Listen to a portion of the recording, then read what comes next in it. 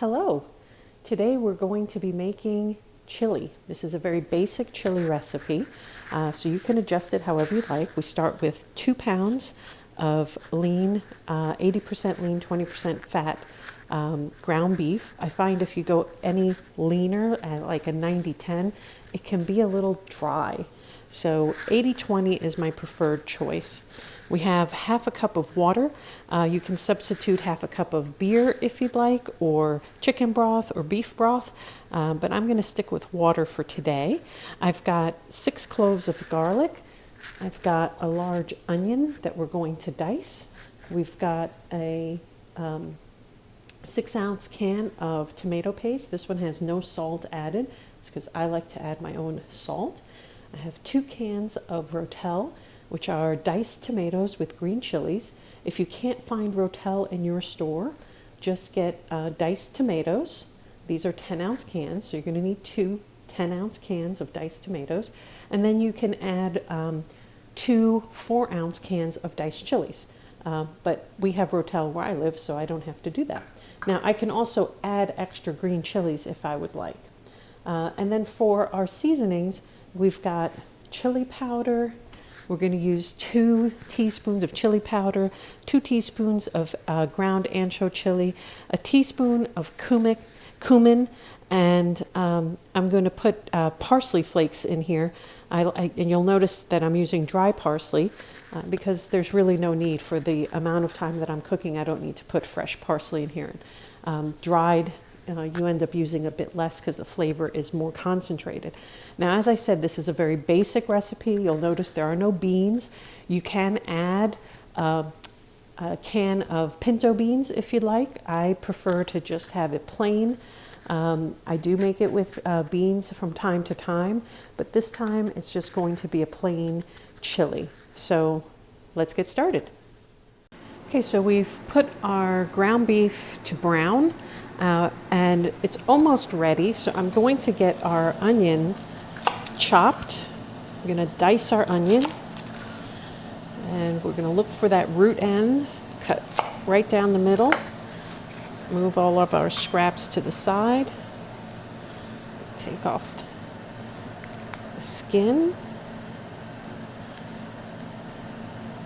which is proving to be nice and difficult. There we go. Get our skin off, and we're going to dice this up, and because there is no pureeing at the end, an even dice is what you need to do here. So clean off right there. There's our root end. So I'm going to make my slices across the top, and then I'm going to cut right across. So this way I'm guaranteed fairly even chop. And when it gets a little unwieldy there, I flip it,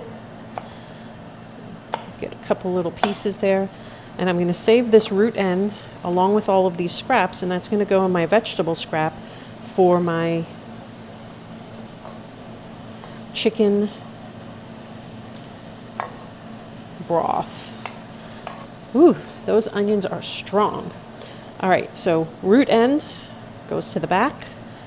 Make a couple more cuts here across the top, evenly spaced, and cut across, moving my fingers back in an even motion.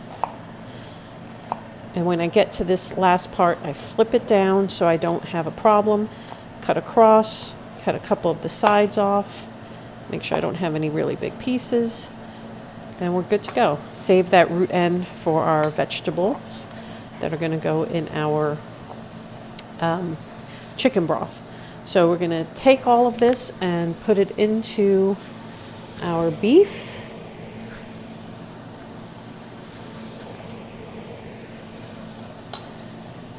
And we're going to cook the onions just a bit so that they can get some of the benefit of that beef fat. And then we're going to be ready to put everything into the slow cooker. All right, so you can see most of our beef is browned. We want to get all of the pink gone. And this way we can we've rendered out all of the fat. I'm just going to mix this in. You can see we still have some that's pink. We want to break up the meat as much as possible, even though it's going to slow cook for about 10 hours, and that will help break it down as well. We want to make sure that we've given it a good head start. So I've got my flame on medium, and I'm making sure as I move my spoon, I'm kind of chopping up the meat at the same time. And we're going to let this go for about 2 or 3 minutes because, like I said, we're just looking to make sure there's no more pink in the meat. And we're going to give the onions a chance to cook a little bit here before they go into the slow cooker.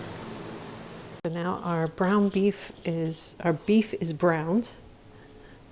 So we're going to go ahead and take it out with, I'm using a strainer to get keep some of the fat from getting into the final product.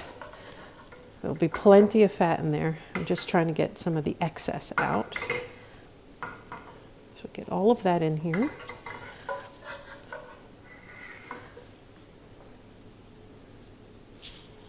Take us a moment to do that. And I'll show you how much fat is actually left, which will be a good amount. But that's what this little strainer is good for. I like it for a lot of applications. But you can see how much fat is still there? So I use the 80-20 beef, as I said, because of the flavor. And my goodness, you can smell the flavor right now. Just want to get a spoon and eat this up. I'm going to go ahead and add the rest of this. There we go. All right, so we'll move this off to the side. We're going to add in our garlic. We're going to add in our 2 cans of Rotel. Love how that just comes right out of the can. Nice and easy. Really don't have to do any scraping. All right, then we also want to get our tomato paste. So let's get that out of here. It may seem like a lot of tomato paste, but this is a really flavorful chili once you're all done. All right, so we've got our tomato paste. Now we're going to add our 1/2 cup of water. And we're going to start in adding our chili powder. So 1, 2 teaspoons. Oops, that's okay. It's good flavor. I enjoy all of that, so I'm not going to worry about a little extra. Doesn't have to be precise. We're going to do the same thing with the ground ancho chili. But my teaspoon fits in here, so I'm just going to get that out that way. We're going to only do 1 teaspoon of the cumin. A generous teaspoon.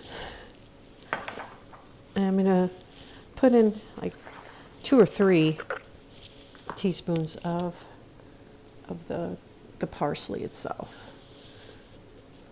All right. Okay, so now that we have everything in here, I'm going to turn this on. We're going to set it for low, and I'm going to set it for 10 hours. And just all I need to do now is just stir all of this up. And we want to do that to get the everything combined. And once I've got all of that combined, I'm going to add a little bit of salt, not too much. And this will cook down in its juices, and you're going to see it on the finished products. It's going to be a really wet product. So we're going to add a little bit of salt. Get that out of here.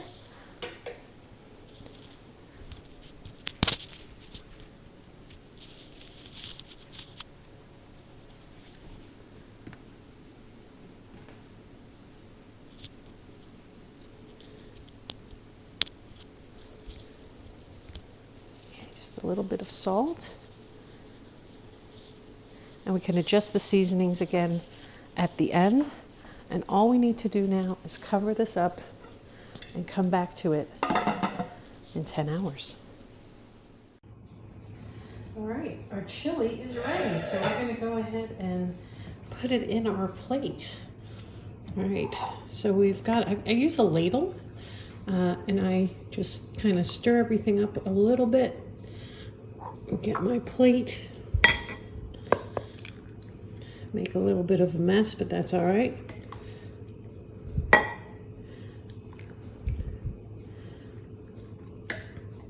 Now, how much you put in your bowl is really up to you.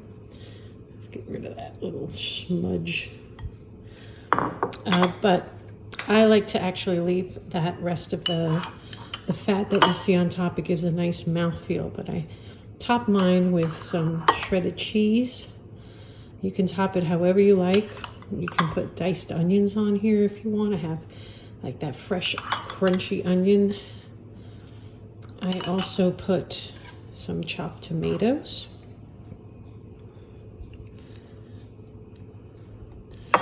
Gives it a nice fresh bite.